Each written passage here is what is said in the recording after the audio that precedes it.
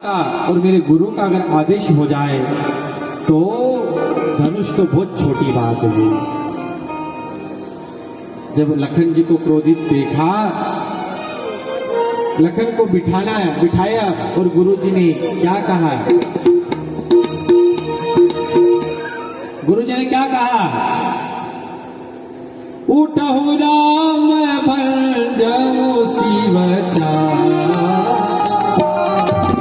उठहु राम भंजऊ शिव चारा, मेटहु तात जनक परिताप,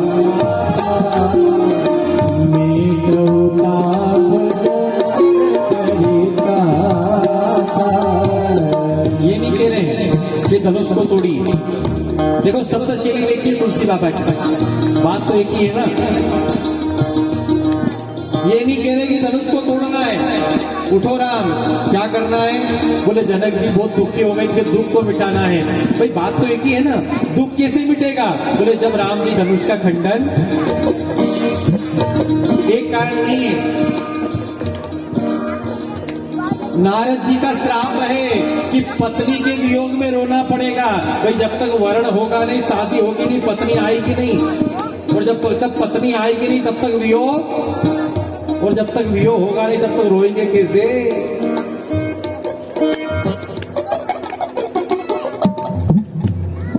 जब तक सीता का वर्ण नहीं होगा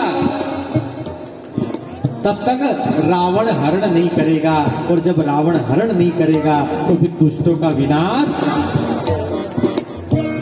एक कारण नहीं है। उठे हैं राम जी,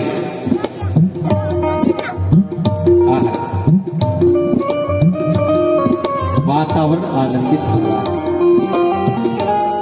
देवता लोग आकाश में पुष्प लेकर खड़े हो गए। देखते देखते भगवान उस सारंग धनुष के पास जैसे पहुंचे, वो धनुष तो चाहता ही था कि मेरे राम मेरा स्पर्श करें। वो तो विचार में ही था। जैसे धनुष का स्पर्श किया, आहा, देखते देखते जैसे धनुष का स्पर्श किया, भगवान ने धनुष को उठाया और देखते देखते राम जी ने यही क्षण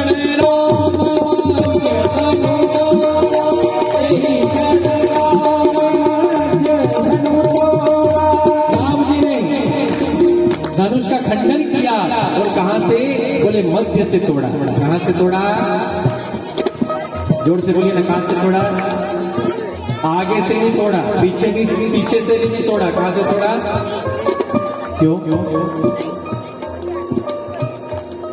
न तो सतयुग है न द्वापर है, युग का भी मध्य से राम जी ने धनुष। न राम जी बचपन में है न राम जी बुढ़ापे में है, जीवन का भी मध्य से राम जी ने धनुष।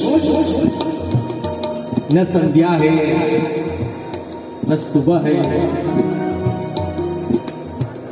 काल भी मध्य है, इसलिए राम जी ने धनुष मध्य से। सीता जी वरमाला लेकर आई।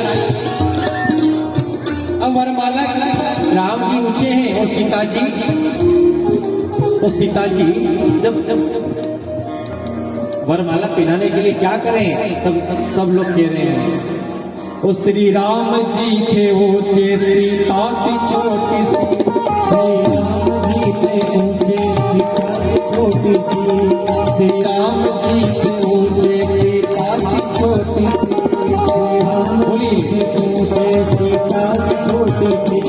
श्री राम जी थे ऊंचे, सीता की छोटी। श्री राम जी थे ऊंचे, सीता की छोटी सी। अब क्या करें? राजा भी वहां आए बड़ी दूर दूर से, राजा भी वहां आए बड़ी दूर दूर से, बड़ी दूर दूर से, बड़ी दूर दूर से, बड़ी दूर दूर से। सीता जी ने अपने देवर लखन की ओर देखा। किसकी ओर? लखन की ओर। और जैसे लखन की ओर देखा, लखन जी समझ गए कि कुछ कहना चाह रही हैं। लखन जी राम जी के चरणों में दंडवत लेटे और जैसे राम जी के चरणों में दंडवत लेटे वैसे ही भैया सीता ने मौके का फायदा कहाँ जा रहे हो नाथ, कहाँ जा रहे हो नाथ, कहाँ जा रहे हो नाथ, फेरो जरा। क्या अभी हमने जी भर के देखा, अभी हमने जी भर के देखा नहीं हो, अभी हमने जी भर के देखा, अभी हमने जी भर के देखा नहीं हो, अभी हमने जी भर के देखा नहीं है, अभी हमने जी भर के देखा नहीं हो, अभी हमने जी भर के देखा नहीं है, अभी हमने जी भर के देखा नहीं है, अभी हमने जी भर के देखा, अभी हमने जी भर के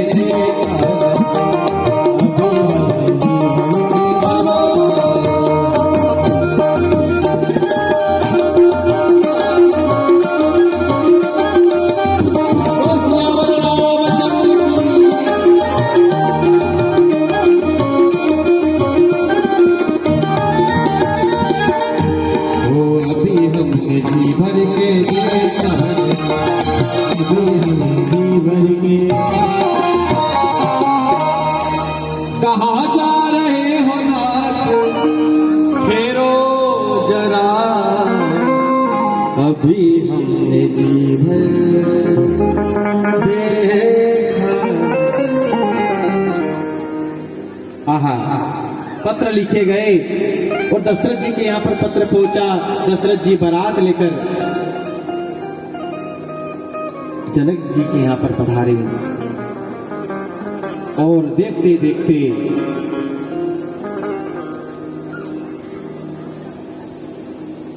तीनों भाई, जब 3 बालक और 3 कन्याओं देखी, चारों का विवाह एक ही मंडप में संपन्न हुआ। और देखते देखते भैया बहुत दिन बीत गए। जनक जी से कहा, गुरुदेव, जनक जी ने रोज विचार करते कि बारात कल विदा हो जाएगी, लेकिन आज नहीं कल चले जाना, बातों में लग जाते, फिर समय नहीं। देखते देखते भैया वशिष्ठ जी ने, विश्वामित्र जी ने जनक जी से कहा, महाराज बेटी तो पराया धन है, आप कब तक संजो कर रखेंगे, एक न एक दिन तो आपको विदा करना ही पड़ेगी। आप कब तक अपनी बेटियों को विदा नहीं करेंगे। जनक जी ने कहा, गुरुजी आज नहीं, कल मैं अपनी बेटियों को जरूर विदा करूंगा।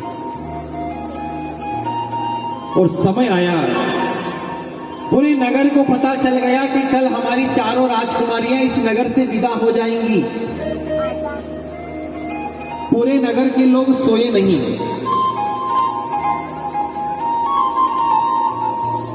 आहा,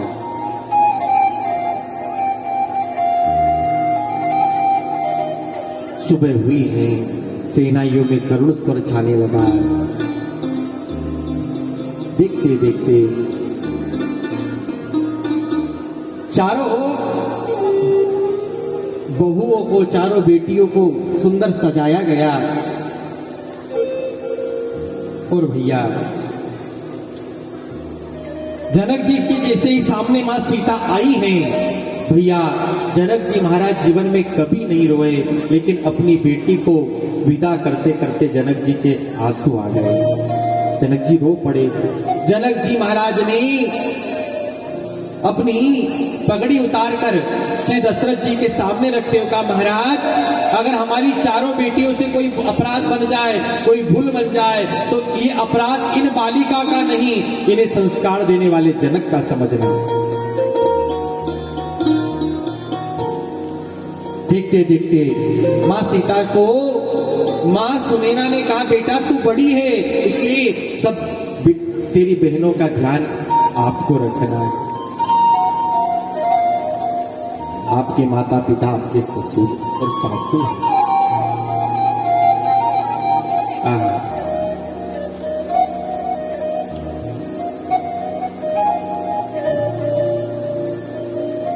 और भैया बेटी विदाई का क्षण ही इतना अद्भुत है कि करोड़पति से करोड़पति, अरबपति से अरबपति, कोई पिता क्यों ना हो, लेकिन अपनी बेटी को विदा करते करते उसके भी नेत्रों में आंसू आ जाता है।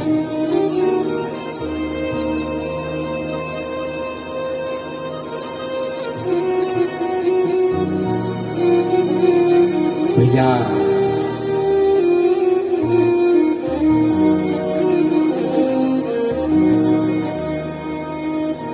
सुमरि गजानन कीन प्रयाण, गजानन मनाया है और डोलिया सच कर तैयार हुई, आगे बढ़े, अयोध्या आए। तीनों माताओं ने चारों बहुओं का स्वागत सत्कार किया और मुख दिखाई की पावन रस्म हुई। उसके पश्चात सुंदर प्रसंग आप सभी जानते हैं कि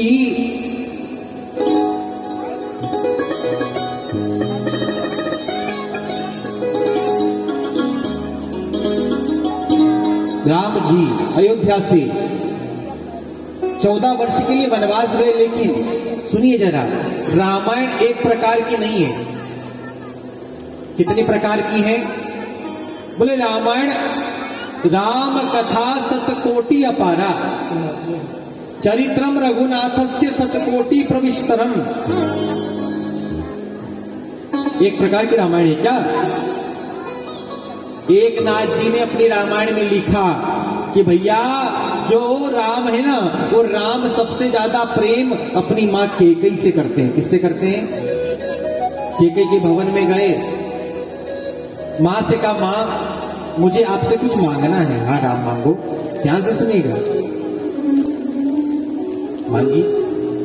मां, हो सकता है मैं जो आपसे मांगने जा रहा हूं उसको मांगने के बाद अपने बच्चों का नाम कोई केकई ना रखे।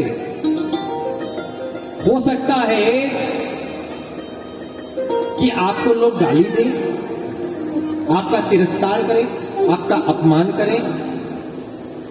केकई ने कहा राम, अगर मेरे राम की प्रसन्नता है, मेरे राम की खुशी है, तो मैं आपके लिए ये त्याग करने के लिए स्वीकार है।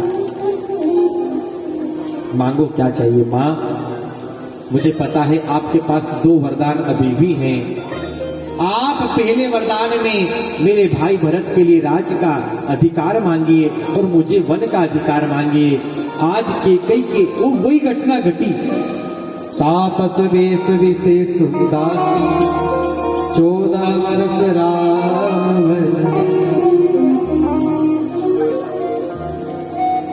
वन की ओर यात्रा को बढ़ाया। लखन जी ने साथ हुए, श्री सीता जी साथ हुई।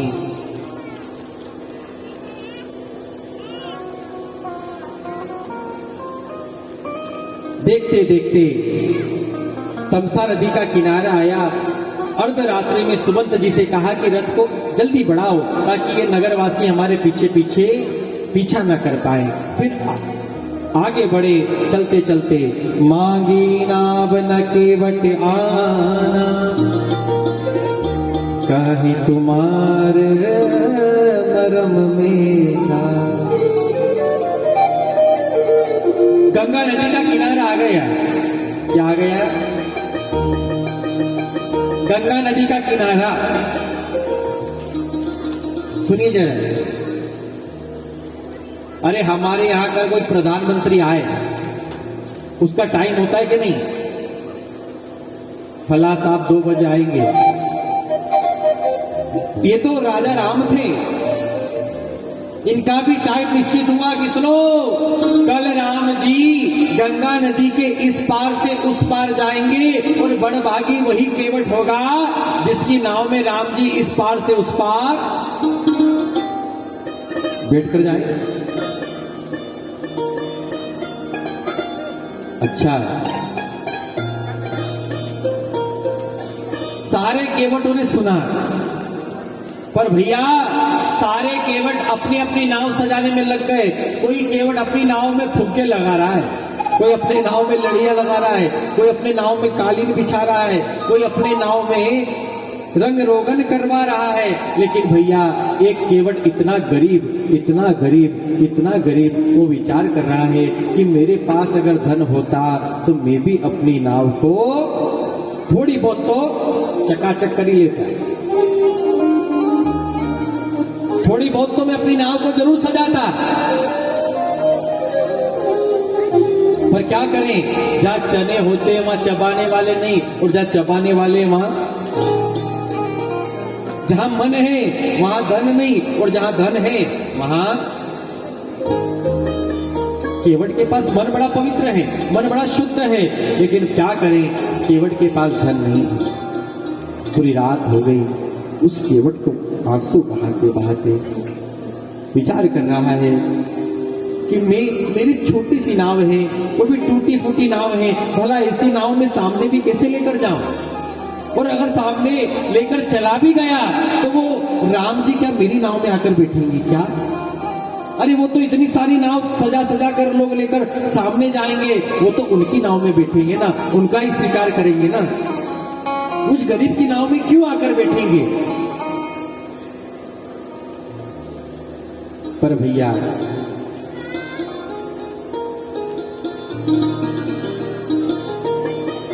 भगवान को निर्मल मन जन सो मोहि पावा, निर्मल मन जन सो मोहि पावा, मोहे कपट चित्र